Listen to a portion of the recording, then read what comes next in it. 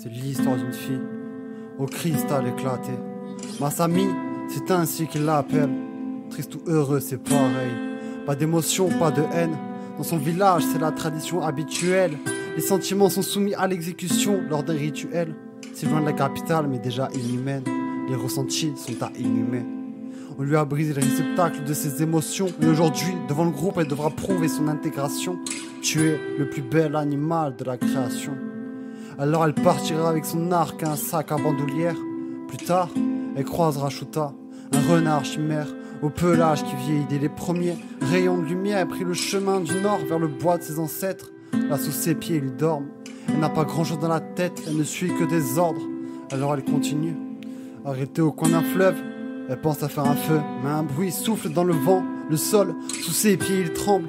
Elle se retourne face à une bête géante, le renard est si grand, à la gueule béante, ni deux, elle récupère son arc, son carquois, court vers le bois et une flèche décoche qui dans l'abdomen de la bête se loge. Mais le sang ne coule pas, la bête fonce tout droit sur Masami, se jette dans sa mâchoire, c'est son arc qui cède. Elle sort son poignard, puis c'est son œil qu'elle crève. Dans la plaie sort une fumée épaisse. Peu à peu, il part en arrière. Peu après, il tombe par terre. Le mal est là, il en sort. Sur la bête, il y avait un sort. Quelques crachats de sang, Masami titube tout en luttant. La bête gise au sol.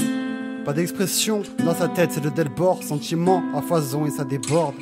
Elle n'a jamais senti ça dans son corps. L'ombre se concentre et fond sur elle. Au premier contact de la noirceur, elle vole en miettes. Ça n'est trop pour Masami, elle ne tient plus. Et les lumières s'éteignent.